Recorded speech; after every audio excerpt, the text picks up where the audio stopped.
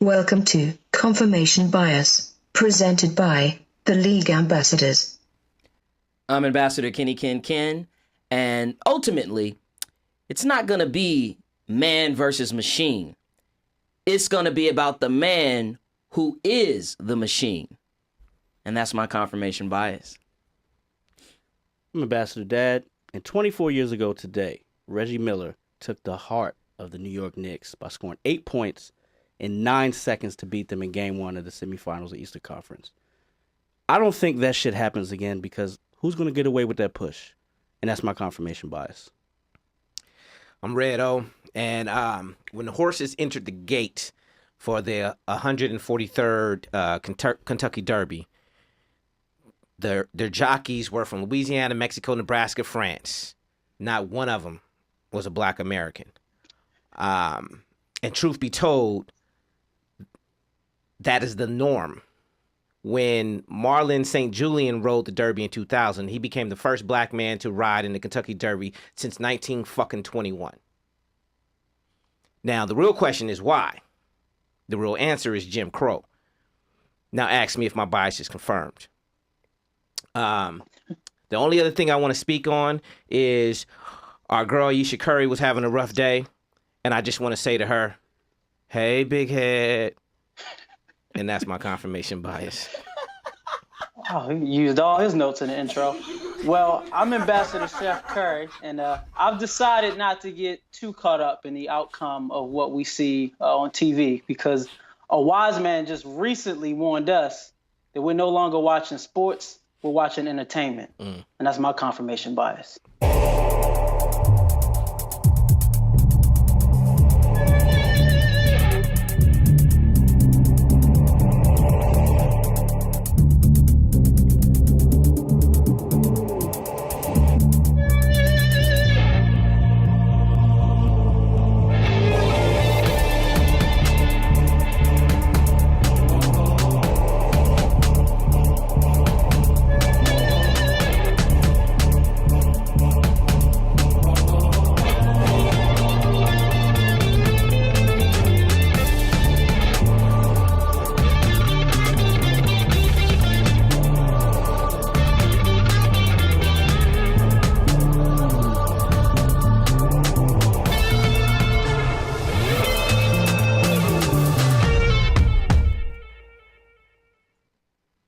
Welcome to Confirmation Bias, hosted by the League Ambassadors.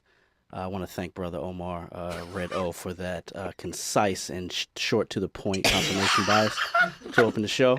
You're welcome. That's what I do, baby. I wanted to wrap it up, be so bad, but not on the cold open. As a reminder, check us out across all social media platforms. Kev was right. Yeah. That's all I got. That's all I got. Exit, stage left. Grand opening, grand closing. Our social media handle is at The League AM. Check us out across all social media platforms. Our website is theleagueam.com. You can find all of our content there, our flagship NFL podcast, 32 Kings Road, as well as our Blogspot diplomatic community where you, the fan, can spit your bars and drop your hot fire as it pertains to the world of sports. For those of you who are actually watching us on Facebook Live, please share the feed. Comment and submit any questions.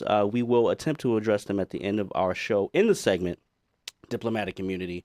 And please download Confirmation Bias as well as 32 Kings Road, wherever you watch vodcasts and subscribe to podcasts.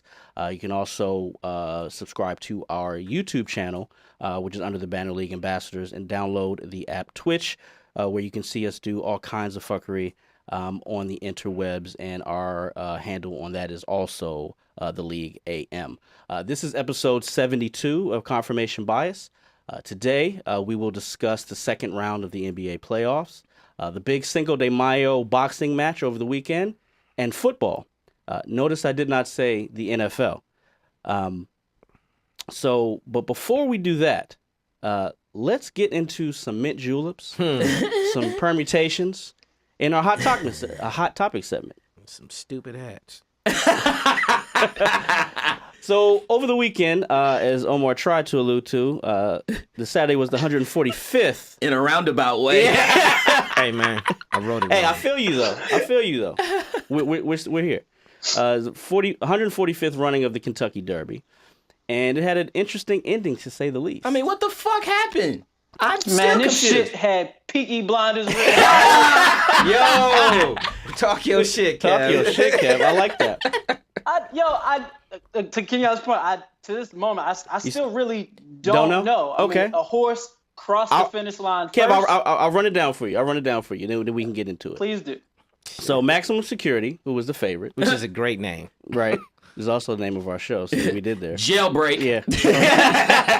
Appeared to have won the race wire to wire. There was an objection raised by the jockeys of Country House, and Long Range that took 22 minutes to sort out.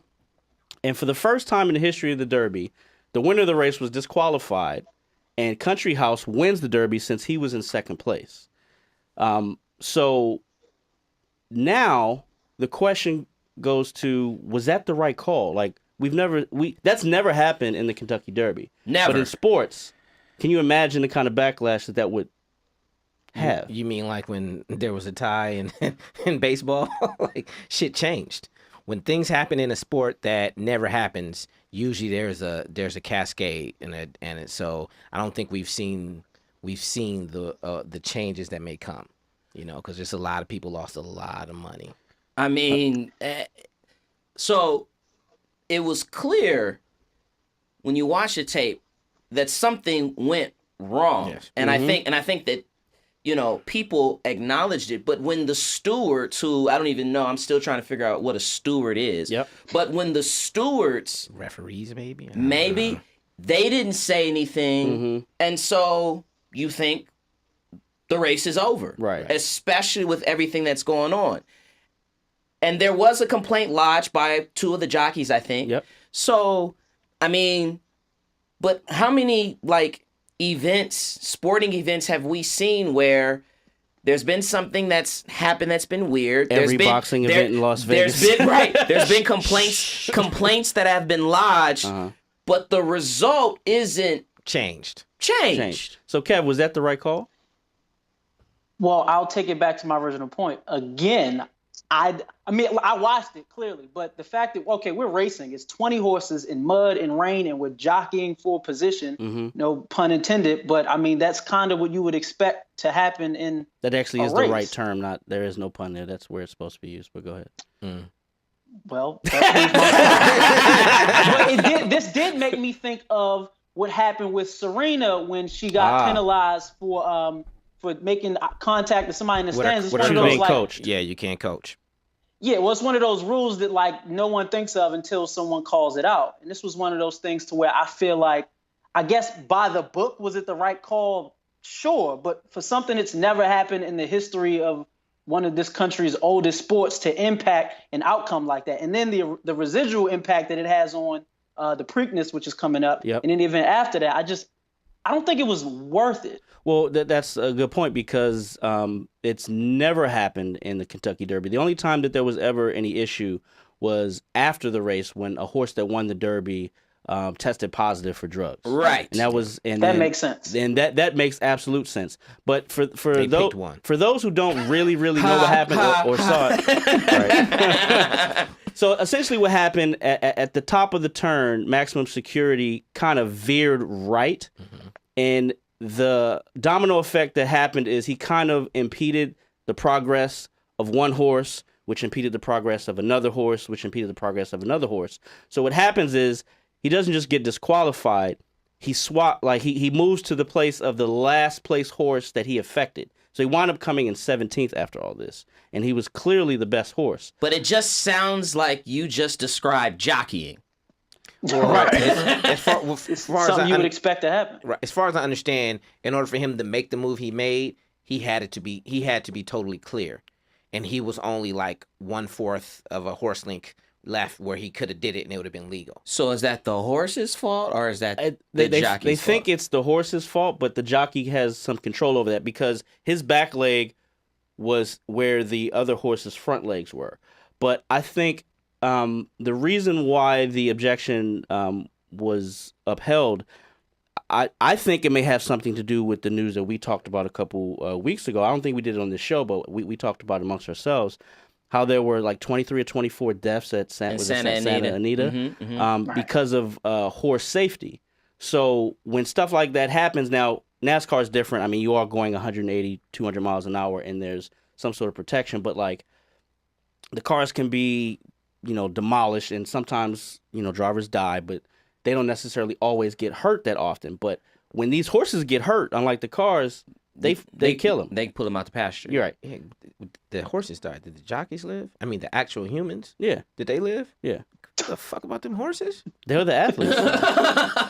They can mate and bring some more. Terrible. Well, they can't, because a horse that can't stand, if their leg is broken, they can't do anything because they sleep standing up. I think that the problem really is that there are too many fucking horses in the Derby. That's just part of the history, though. That's why it's supposed to be a tough Still, race. if It's the wrong, shortest race.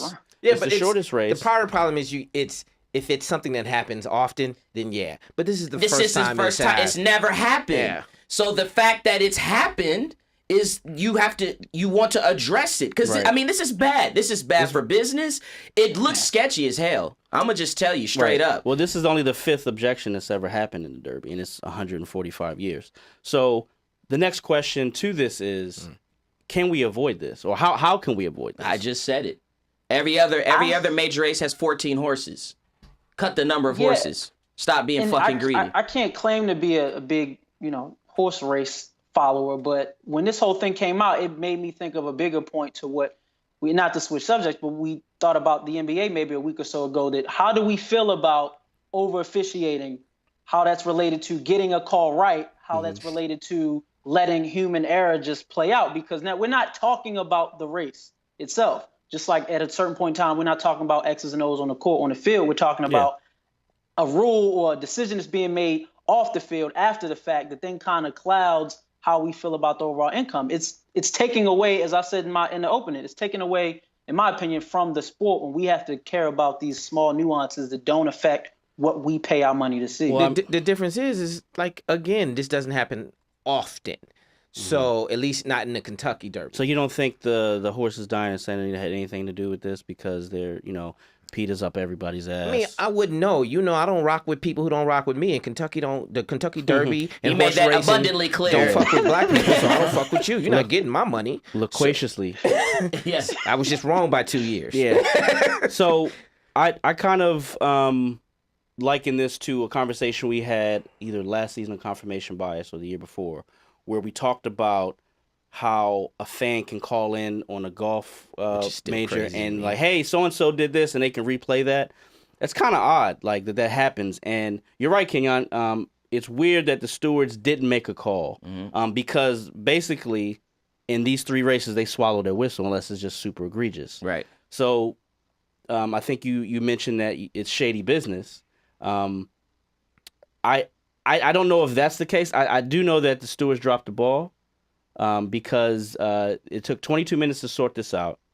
And in that time, they were reviewing whatever angles that they had. And they have yet to release those angles that they saw to make this call. Right. And apparently, I think that's going to come out on Thursday. Supposed to come out on Thursday. But I know the owner and the trainer misses out because that was a $3 million purse that Maximum Security lost out on. Your value triples as a stud if you win the Kentucky Derby, and he didn't necessarily win it. I have a feeling his value still Well, I don't know. I mean, he's not racing in the Preakness. Right. Bob Baffert said that he is the best 3-year-old horse in the country. To your point earlier, I mean, there's a lot. If somebody comes up dead, is what I'm saying, don't be surprised. Well, I mean, that was a lot of money that changed hands. Like, that's 22 minutes is a long time to think you want to bet. And imagine, and what about the motherfuckers that voted for Country Deal that threw their ticket away? Well, I think they had an announcement, don't throw your ticket away, but I mean, like, people may have jumped the gun. But what was he, 65-1? 65-1. Put down $10 and thank the league and basketball.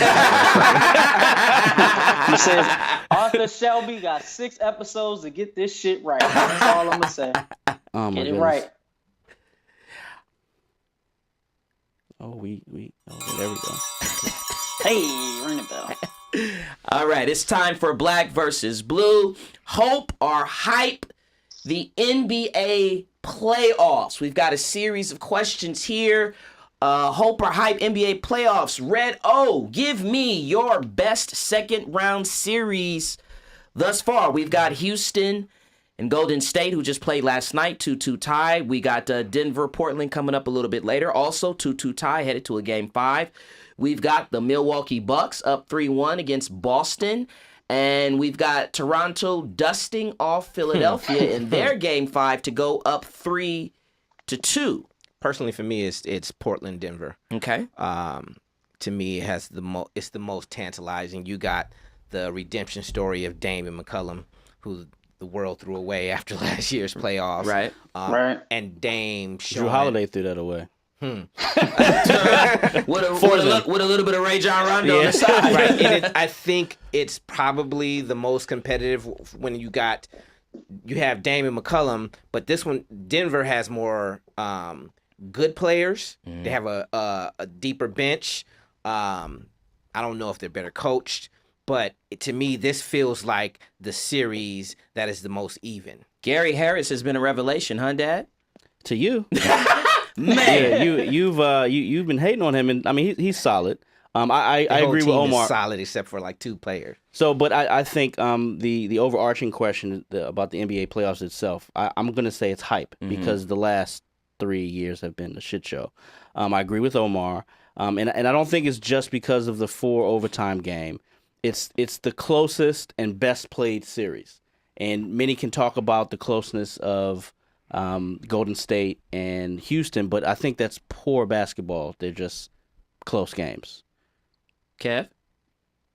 Yeah, I hate to agree, but same series for the same reasons. But for me, I look more so at this series doesn't necessarily have the star power that the other series had. Say, oh, y'all want about Dame Lillard. But like you said, a few months ago, wasn't nobody on this train because of how they performed last year. But you look at even Denver, they got Millsap is getting buckets. Murray, Harris, Barton, and then McCollum, Seth Curry, even Aminu. Like, these are guys that are making plays late in the game as opposed to individual teams just giving the ball to one player and going ISO like we see in the other series. It's the best basketball going on right now. And the 4 games that have been played have been decided by 8, 7, 3, and 4 points. I'm almost excited to watch the game while we're doing the show.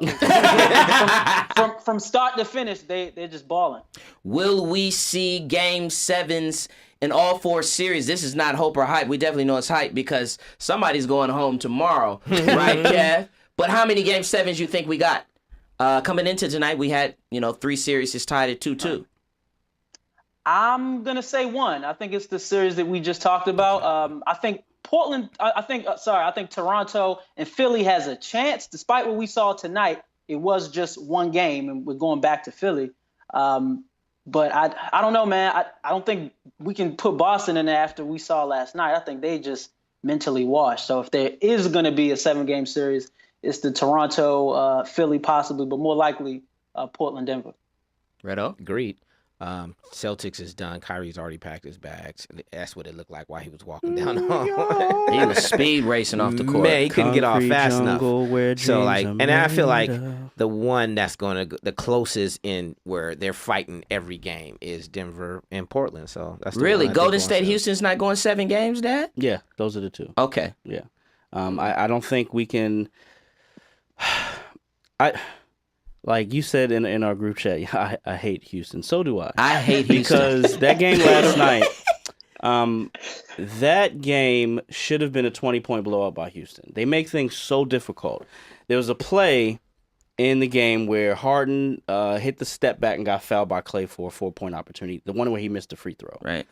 During that play, there was a dunk that was kicked out to Harden to do the step back. So many people might say, okay, well, he hit the 3 points is better than 2. But in a series where you are always historically running out of gas and you could potentially get hurt, you've been getting beat up all series, hitting in the eye, that 1 point wasn't worth that play.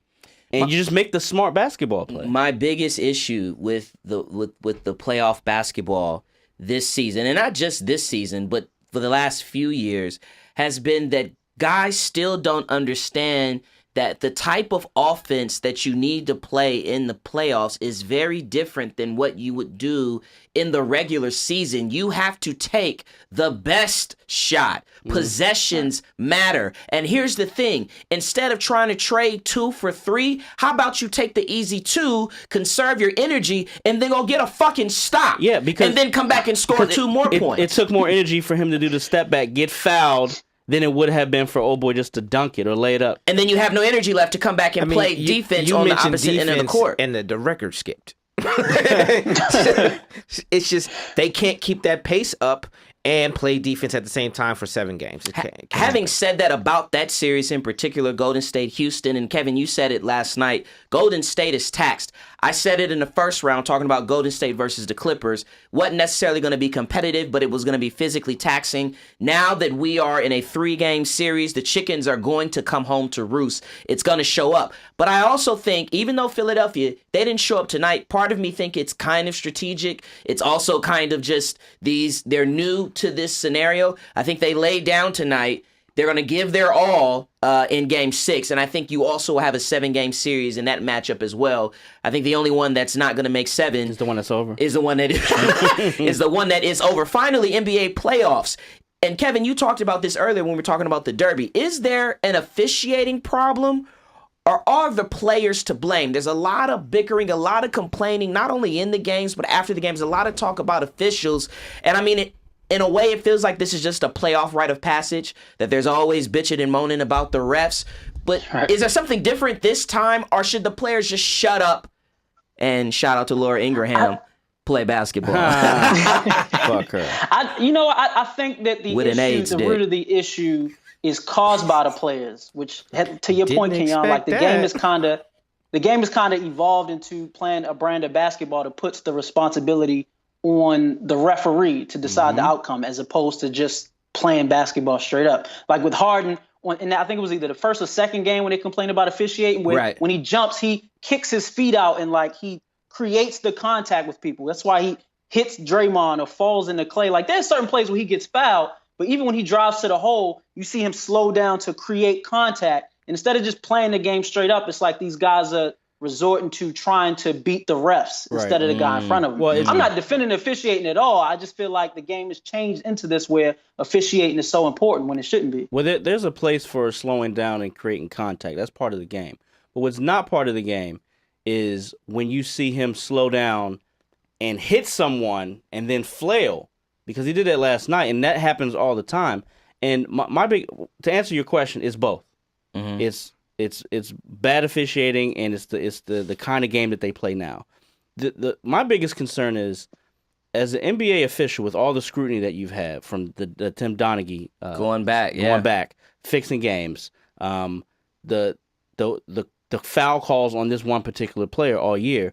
How do you not watch tape on him and see, like, because as soon as you see the replay, you see it's bullshit. Well, I agree with you. I think part of the problem is, like, the true blame to me goes to the NBA as a whole, as in an organization, because shit rolls downhill. Like, they have made it remember when they tried to stop getting players to be so angry at the refs, and they were calling texts. Yeah. Like, when they want to do something, they can change player behavior. They choose not to change player behavior. They choose to allow this to happen. Well, they started fining for the flops, but they kind of pulled back on that. His whole game is built, not his whole game, but his game is built on flops. Like, he gets how many fouls a game, and half of them are flops. And the refs, you got to see it, because you're right there. If everyone else see it, the refs got to see it. Yeah, they're part of the entertainment process. Well, but conversely, you look at that Portland-Denver series, staying on the theme of entertainment, and I mean, Dame Lillard can't get a foul call. Not when he goes to the rack. And now he's resorting to the James Harden tactics, not necessarily getting rewarded for it. Right. You look at Boston and Milwaukee. That game 1 in Milwaukee, Milwaukee got every single call. Now they got blown out regardless, but it's just, as a fan, as an objective, independent observer, you see blatantly missed calls. They don't call travels. I mean, you say it's both, but when you're seeing blatant calls that are just not being made, it makes it hard to watch. So you're saying that it's more in the refs?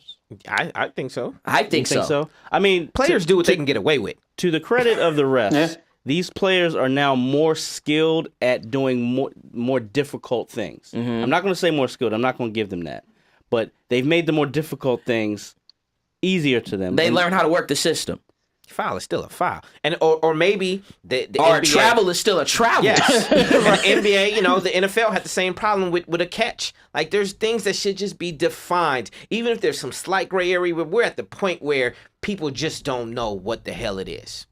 Yeah, that's a good point. That's a good point. It's the same thing like you said about traveling and fouls and what guys can get away with what and at what point of the game should you change the rules. I agree. They need to just be clear. Hey, you got to give the guy landing space, but you also can't jump out and kick your feet and flail your arms and throw your elbows into people's chests. It's a game inside the game, and it's lowering the value Chris of basketball. Paul is so hard to watch now.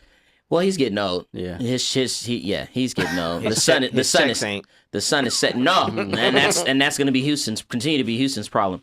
Newsworthy or nothing to see. Our newsworthy or nothing to see focus is Mr. Saul Canelo Alvarez, who defeated Danny Jacobs in a middleweight title bout this past Unification fight. Saturday. It was partial unification. There's still one more out there, which we'll get to, I'm sure, in this discussion.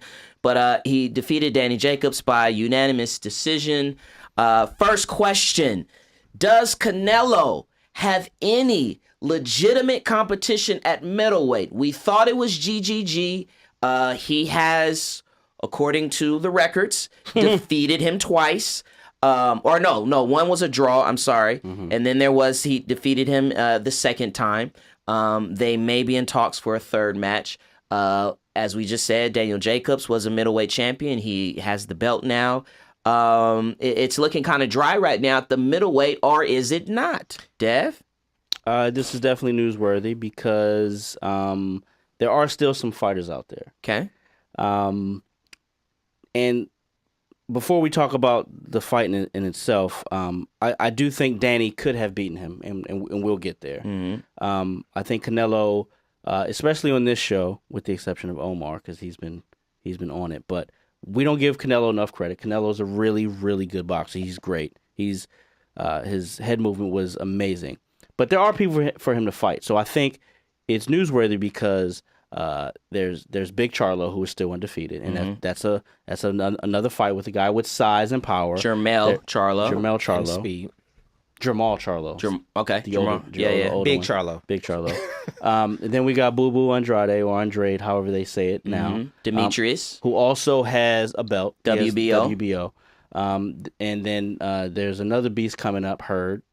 Jared Hurd. That's the one I'm most interested in. Yep. seeing. And then there's still Triple G out there. Yeah.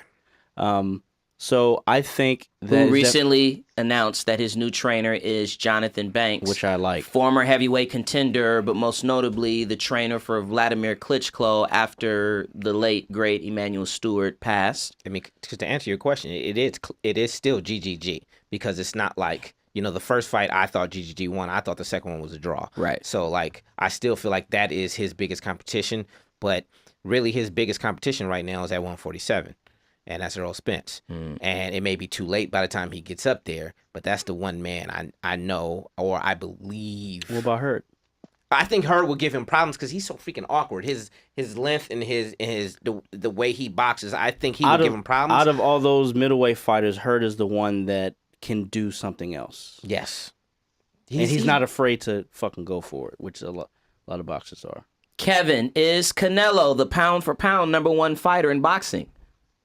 That's what it's looking like, at least from my end, from someone listening to you two, or three for Kenyon, talk about it. I feel the same way though, Omar. I mean, I felt this. I agree with you about the outcome of the Triple G fights, but I don't know if there's anyone that I would definitively say. I mean, you guys can confirm, but who I could definitively say is better than him at this moment. For me, he is. Simply for the fact of who he's fought. There's his longevity in the game from where he came from to where he is now. He's fought everybody. And that was a point where we didn't talk about that. We talked about him not fighting people, but he's fought everybody. His confidence has grown. His skill has grown. And he's the elder statesman in the game. And he's still young. And there are people who probably can try and take that claim, but truthfully, just by what has happened, he's a pound for pound. Yeah. I think on paper, given exactly what Omar said, he is, because one, he is the biggest star in the sport. And his resume is really ridiculous when you look at it. You can pick it apart when he fought some of these people. But I think the reason why he's not put up there, one, they like to put either TC, Bud Crawford, or Lomachenko up there. But I really think it comes down to all the negative things that we know Canelo for. The catch weight stuff, the ducking of fighters until they get older, the close decisions. We all watched the Floyd fight at my house, and we know that was a 12-0 skunk, and somebody had it a draw. Right. There's Lara fight, which we know that he lost. Right. Trout was a close decision that he might have eked by, but there was a discrepancy. Both fights with Triple G. I think he definitely lost the first one. I think he lost the second one, but I'm okay with the draw. So that may give people some pause, but as far as having the cachet or the big name, like he's gonna have the Floyd Mayweather and the Oscar De La Hoya dates. So, and he's fucking nice. So I think for that, you can probably give it to him, but you can pick that apart. I think he's the number one pound for pound fighter until this time next year. Because Just about to say that. as Errol Spence goes through the PBC gauntlet, and it's for him, it's not a gauntlet, but for everybody else, it would be. I think Errol Spence will be the number one pound for pound fighter. I think he's well on his way. It's inevitable. It's inevitable. Was there anything, and I think you were getting ready to go down this path, Devin, was there anything that Jacobs could have done differently? Now, from my eyes, I don't think it's ever going to be a good look when you come into the fight against someone as established as Canelo and you are significantly the bigger man and you allow the little guy to walk you down. I think that was mistake number one. Absolutely. And if Daniel Jacobs fights the same way that he fought from round 7 on, he wins the fight. Another thing that he could have done, and this is something that we talked about, not this fighter, but we've talked about in the past, his switching to southpaw, I don't think was effective. He's defensively irresponsible when he goes southpaw. That's when Triple G got the knockdown in their fight. I think, and we talked about it when we watched it the third time Sunday, that he, for his size and the power that he has, for what he tries to do, he doesn't sit down on his punches. Right. He slaps a lot. And you he have to be stands able. up. You have to be able to hurt Canelo to get any sort of respect. Right. And there was a point in the fight where he did catch Canelo and hurt him, but because he didn't jump on it and he stayed back, he didn't do anything about it. Yeah. I think part of the problem is Canelo is disciplined. He wasn't always, but he is now. And I think fighters... His head movement is stupid right now. And fighters outsmart themselves sometimes. Like if he would have came with the same game plan he had with GGG, I feel like he would have had a better chance. But right, if he fought that fight, you want to come outbox Canelo? That's what you about to try and do? And it just go ahead. Dev, you said you had it 7-5. Did Omar and Ken, did y'all score about the same way? Oh, I would have to watch it again. Because I was Terry Teagle in the house, shooting from every corner of the room. You know what? Okay, so the night of the fight, no lies. the night of the fight, I had Jacobs winning. When I rewatched it, I had it a draw, but I'm not mad at a 7-5 decision for Canelo. I see how you could get to 7-5, so it wasn't anything egregious. The judges actually did a good job. Yeah, the judges weren't too bad. I just think that at the beginning of the fight, even though Jacobs was on his back foot a lot and Canelo was walking him down, I think Jacobs' activity was there. He was not throwing meaningful punches by any stretch of the imagination, but he was scoring. So by the letter of the law, that's why I had it a little bit more favorable to Jacobs, but I'm not mad at the decision. Hit or flop. It was announced on Monday, in fact, that Vince McMahon's XFL Football League has secured TV deals with both ESPN and Fox. Where you find the Night King at to resurrect this shit? I'm gonna tell you who the Night King is. The Night King is Bill Polian and Oliver Luck. For those of you that don't know who Oliver Luck is, Oliver Luck is the father of Andrew Luck, and he was also I think he was president of the college football playoff. I think a year before.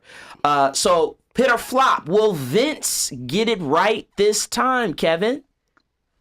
Long term, this is probably a flop. But in terms of them trying to bring this back out, and the reason that this has been resurrected, I would say is a hit, because I think these networks are trying to get the fuck away from the NFL. There's no other reason why they would continue to back an alternative league. I mean, they had the AFL, which fell apart, but then for this to try to come back again, and the joke the XFL was when it first came out, that they're going to get behind this the way that they are, I think it says more about the NFL than it does about the XFL. That's because it's free. But still, to put your name on such a bad product, there's no licensing agreement. The XFL is not getting paid by the networks, so they getting all the money. It's no brainer. Why not do it? It's easy work. Like, it doesn't even all right, okay. Dev, people want football. Dev, you believe they'll get it? Vince will get it right this time? First of all, I think it's a flop.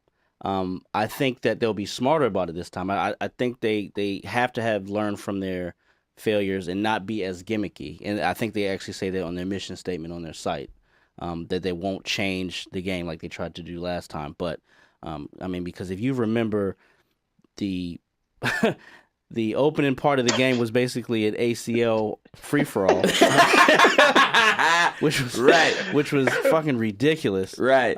So I think they'll kind of rein that back in. But I think it will flop for the reason that the NFL doesn't want any competition. We just saw a league that was potentially competitive and good for the players that fizzled out, didn't even get to, I mean, they had a bad business model, but they didn't even get to the playoffs. Well, and not only that, but I also think that the mistake that the AFL made is you can't be... Is it the AFL? Is it? The AAFL or whatever it is, but you can't be friends with the enemy. And let's just call it what it is. Well, they wanted to be the D League. The D League, yeah. But and the NFL was that's like, called nah. That's called the NCAA. Yeah, but the NFL is number one. And we'll have to pay you. Number one, but then number two. Listen, you gonna call yourself my friend and say you want to be my development league, but let's understand what it is. You're a competitor. You're a threat because you sense weakness, and the NFL is smart than that, and I'm not mad at that. You think Whereas that's what Vince McMahon, absolutely, that's why they didn't cooperate. Listen, you don't get a guy. I don't care if he is a billionaire. You're not going to get him to book or to bankroll $250 million, $200 million, $100 million if there isn't some sort of promise of security. And the promise of security was supposed to be that, hey, we can get these bottom level players, these practice squad players. And once the NFL was like, no, we're not actually doing that, well, I'm pulling my money out, and that's going to be the end of the show. Whereas Vince McMahon is taking the approach, no, we're going at the NFL. The only hope is for Vince to have learned all the lessons he needed to learn. My issue is Vince McMahon has an enormous ego. What does he have? What does he have? Enormous ego. And he did make it clear that the players would have to stand for the anthem. So guess that's out of the question. The good thing is he has Polian. Right. That is a great start. But Vince McMahon is an unstoppable object. You know, his will has got him to where he was just on his will alone. Like, I think he's going to end up being the problem. How significant, and Redo touched on this, he gave his opinion on this, but how significant is the development that ESPN and Fox Sports are in bed with the XFL, Kev? That's the caveat for me, is that, again, like I said, why would they get involved in this unless they either see the end coming in terms of the way the NFL goes, or they use it as a bargaining chip because of how much they pay the NFL to broadcast their game. So although, like you said, they may not have to pay for it, it's still an out. It's still a chance to show your hand that, hey, we got other options. Even though it's not the king on the hill, you can still show them that they can be threatening. I think that's why ESPN and Fox got behind this. That, for me, I'm not sure, because the first time the XFL was out in 2001, NBC was behind them, and that was 4 years after the NBC lost their rights to CBS. And the only championship games that NBC Sports had at that time was the NBA Finals. They still had the finals up until 2002. So if NBC, who was failing and really missed out on the NFL, wasn't able to keep that, I don't know what the difference in Fox and ESPN will be. Just because to me, if you're desperate, you would try to make it happen or put more into it. ESPN and Fox aren't desperate for this. Fox has boxing now. They have the NFL. They have UFC. They have NASCAR. ESPN is the behemoth. I mean, even though they're probably going to, cut like 150 people every year for like 4 years. But they're still the name of sports. So I don't know how that looks because when you back someone in the corner like NBC was, normally they grab all their resources and they make it happen. They didn't. Like I said, I just think ESPN and Fox can't lose. It's win-win for them because they're not paying anything. All they're going to do is make the advertising money, which they're going to take it in and not pull it out. So if it succeeds, fine. But if it doesn't, fine. And I think the NFL, it may even be, to Kevin's point, it may be a backstop for them because we all know the NFL wants to go to digital streaming. Right. Yep. So it could be the ESPN is making that play like, okay, so if you guys are going to go to streaming where you're streaming your own games, well, this is what we can do just in case that happens. Let's take it to the fans. Kevin, hot fire, rapid fire. Are you interested in seeing an alternative football league? I'll probably watch the first 10 minutes of the first game, and that's it. Redo? No. Dad. I'm going to get my Omo on right now. And it starts with Hey. So I'm not. Aside from me, I'm not sure that fans want to see football after the Super Bowl actually, because this league will be played in February on. Right. I think what gives the NFL. He really playing the soundtrack. Yeah. I really think the NFL's. Shit, they're. Omar talked about this in the first season of Confirmation Bias. Their big thing is they owned a day of the week. And the anticipation from the draft, from training camp, from all those things, and then opening day, it's a big deal. We have a big thing at my house every year where we get fucking trashed and play football in the street, right? On opening day, and if it's all year round, it kind of feels and looks a lot like baseball. I think it might be good for the players, these lower tier players that may get a chance, but like, I don't think it'll catch on just because we like winners and we like established things, especially in this country. All right. Interesting. Thank you.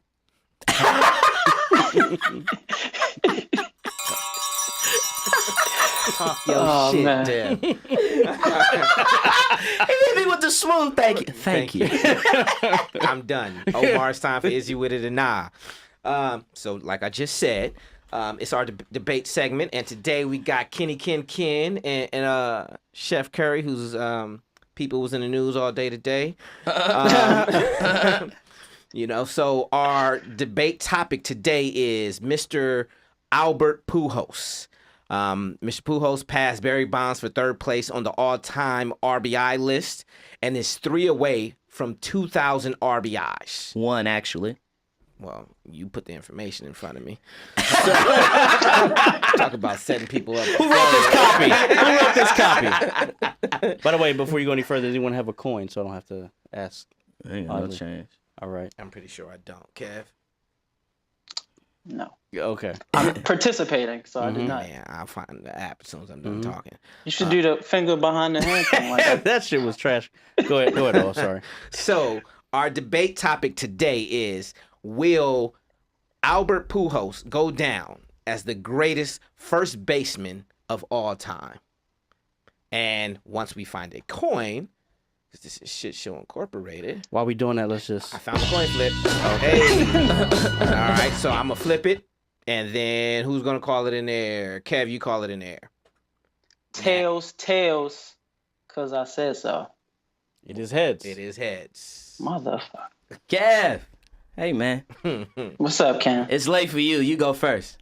I'm going to put you to bed. Okay. Who you taking, though, brother? What stance you taking? You get to pick who, and he gets to pick who goes first. Yeah, that's kind of how that works. You would think he'd know this, right? Unless you just want to do that, and then he can tell. You want to do that? Yeah.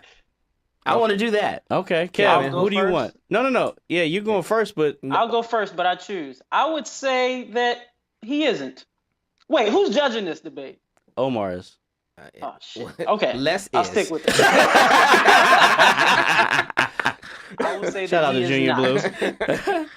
All right, so that means you're going with he is, right, Kenyon? Yep. Yeah, got the timer? yeah. I got the timer. Pujols is okay. I got it. And I'm You got- still going you're first. Judging. You You're are still still going going first. first. So whenever you're ready. All right, cue me up, cuz. You good? Whenever you're ready, I'll start timing. All right, well, I'll start by saying all love and respect to Albert Pujols. I will not be here to drag his career, throw shade, because he is a great. But there's only two ways this debate can go. Kenyon's taking it one way, and I'm going to take it that other way. So Pujols is great. It may have all the stats when he finally retires, but when it's all said and done, he won't be the greatest, which is what the question was. Pujols has won 2 ships, but there's a Mr. Heinrich Ludwig, a.k.a. Lou Gehrig, who won 6 of them things. And he won all of them at different stages in his career. He's had seasons where he's played at least 100 games. He only batted below 300 twice his entire career. Pujols hasn't batted over 300 in the last 10 years. Gehrig batted 361 in the playoffs. He had a higher wins above replacement at 112 compared to Pujols' 100. Gehrig had a much higher career on-base percentage. Gehrig led the AL in home runs 3 times. Pujols did it twice in the National League. Gehrig is a 5-time American League RBI leader. Pujols has done it in the National League once. And if you want to bring up how clutch Pujols is, which he was, Gehrig scored the game-winning run in 8 World Series games. I don't think it gets more clutch than that. The biggest difference for me, though, between the two is that how Pujols' game and honestly his relevancy declined into his 30s while Lou Gehrig stayed the course throughout his 17-year career. After he turned 30, Pujols started to decline. He batted over 300 the last time in 2010. He's played playoff baseball just once since 2012. Gehrig won league MVP awards twice in 2 different decades, was the Iron Man before Cal Ripken with the 2130 consecutive games played. He's on the MLB's All-Century team. And I think at the end of the day, if you look at history and numbers, which is what baseball is about, Pujols won't be able to surpass Lou Gehrig's resume or the impact that he had on the game over 100 years ago. Ken. Let's go. Whenever you're ready, Pam. Albert the Machine Pujols. Webster defines machine as an apparatus using or applying mechanical power having several parts, each with a definite function, and together performing a certain task. Mechanical power having several parts. Enough power to hit 638 home runs from a broad-based crouching stance that taxed the lower back and his legs. Definite function? His definite functions was one, he was intimidating. Craig Kimbrell said he's made a lot of money and hit a lot of home runs off of mistakes. Definite function, he's clutch. Only Babe Ruth and Reggie Jackson have accomplished something that he's done, which is hit 3 home runs in a World Series game.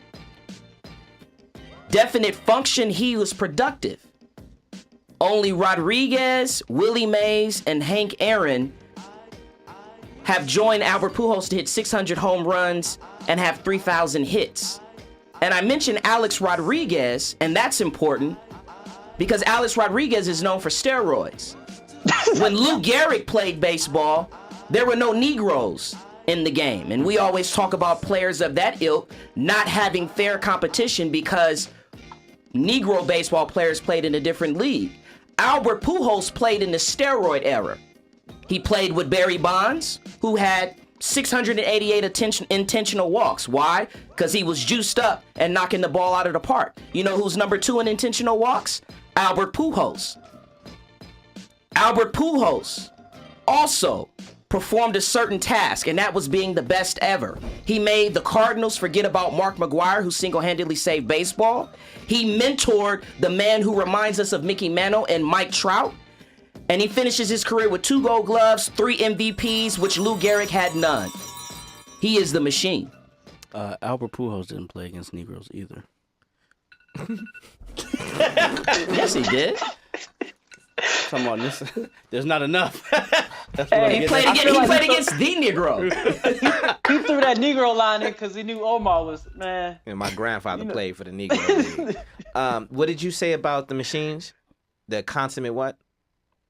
A machine, an apparatus using or applying mechanical power having several parts, each with a definite function and together Definite performing. function. That's what you said. Definite function, yeah. That was impressive.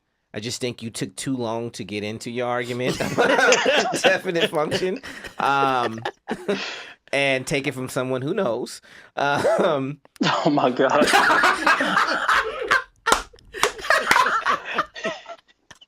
Yep. Pinky's out, Kev. But I think I'm gonna roll with Kevin on this one. I think it's hard for me to forgive Pujols in the last decade. Like he's the biggest thief of all, maybe not all time, but you know, he hasn't earned that Angels contract. No, not at all. Is it confirmed that he hasn't juiced? No, he hasn't juiced. He's the only one that hasn't juiced. Do we know how old he is? We don't know that either. we know he stopped juicing if he was because his performance went down. Yeah, but his performance went down to injuries. But we're not going to talk about injuries or make excuses. What I can tell you is that for the last 10 years, even though he hasn't hit 300, I know he still has a career batting average over 300. I do the same thing. Yeah. That's fine. Yeah. Well, he's still. Baseball Reference says he's 39 this year, which we all know is bullshit. He's 43. It is He's Omar's elder. No, it is it's a great king on that. That's a great topic, and I don't think either one of you could go wrong either way because baseball is that sport that's strictly stuck to numbers. Well, let me ask both of you this: is it clear cut? That's 1 and 2. You talking about first baseman? First baseman. Yes, it's very clear cut. Who would you? Yeah. Who else would you you gonna add? put? No, I'm asking. Yeah, You know he likes to throw bombs in there. he gonna say like Frank Thomas or something. No, I would say. Yeah, I Eddie mean Murray. Stan Musial, he played. Well, get out of mostly, here. he played. You know, Nah. he played outfield. I will say so. I agree. They're 1 and 2. I think Kevin's argument was more persuasive this time. So that's all. Yes. Luke Gehrig played with Babe Ruth. Albert Pujols is the Babe Ruth. Yes. It's the impact of I still feel not even because I didn't have that side, but with Pujols, it really does feel like those last 10 years hurt his legacy because we haven't seen He was on a anything trajectory to relevant go except- really. Yeah, but those blow it out last the 10 water. years is what's allowed him to get the numbers that make his career great. If he stops playing 10 years ago, he doesn't have 3,000 hits. He doesn't have 638 home runs. but he doesn't have 2,000 runs batted in. So What slowed Lou Gehrig's down was a rare disease that's named after him. I think if he would have played till he was 39, this isn't a conversation. That's a fair with 8 American League teams and no Yes. Negroes. Hey, Bill Russell can get his for the sake of this conversation. So can Lou Gehrig.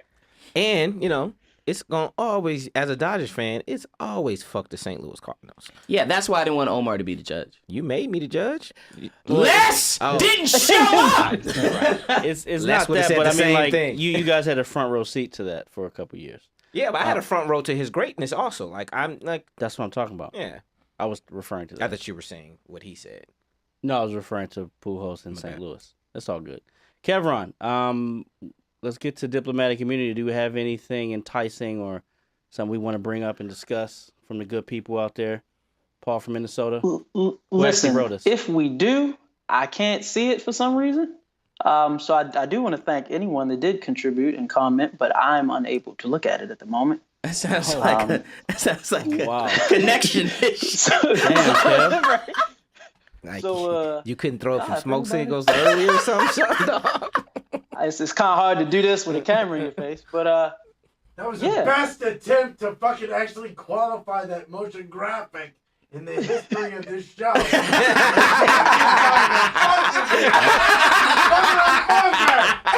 For those of you who don't recognize that voice, that's our lobster-colored producer, engineer, extraordinaire. And owner Yeah. of the studio. We gave Mike a segment. There we go. Hey, Mike fucked Mike up got his his perfect rocks off. landing. But is there anything else we want to talk about that happened in the world of sports? I mean, we had the boxing, we playoffs. Kev, is there an update on the score right now of the game? Are you able to see that, or are you not able to pull it up either? I can see that. He the can see Nuggets are up 41-33. Who? Midway through the second quarter, the Nuggets are up. Yeah. The Nuggets are at home. Nuggets right? gonna blow them out.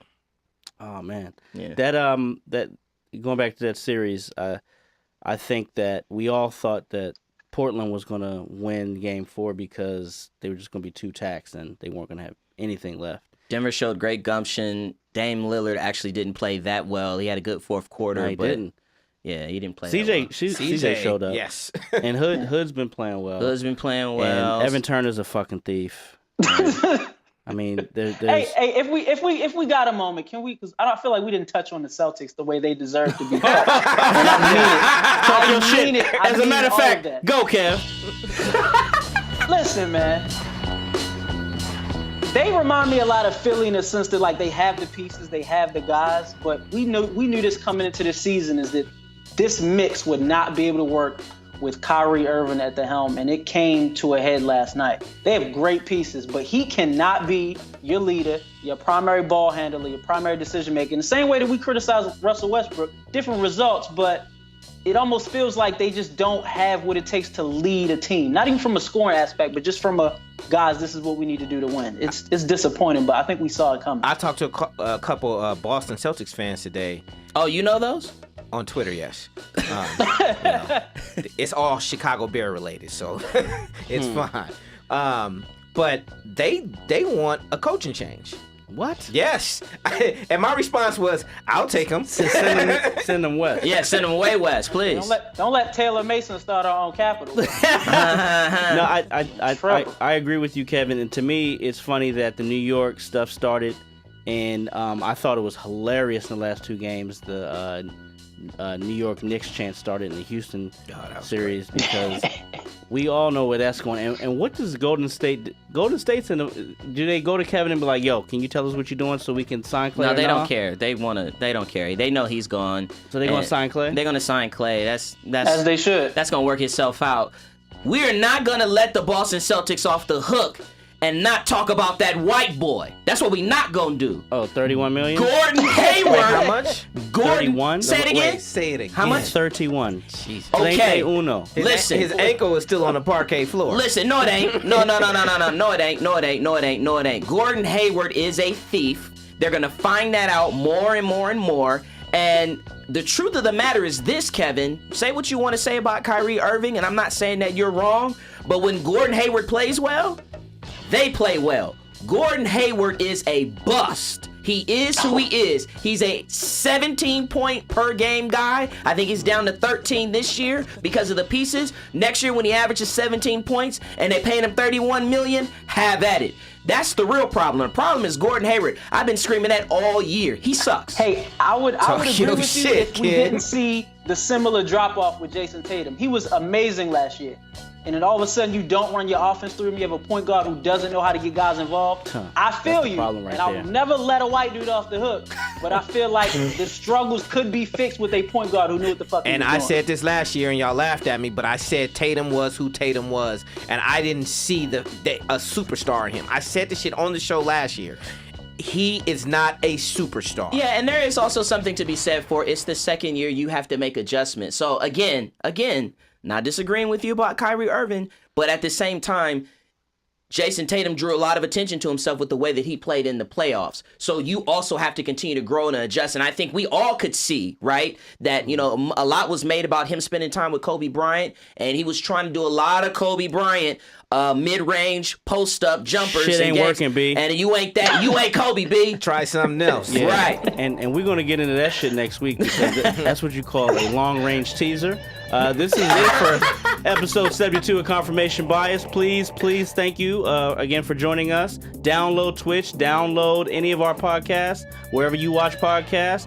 The handle on all across the social media platforms is at The League AM. The website is theleagueam.com.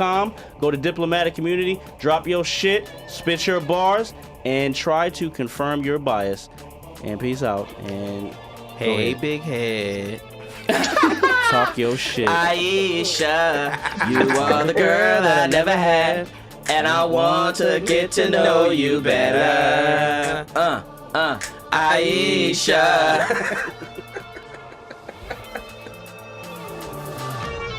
We should have started the show with that shit.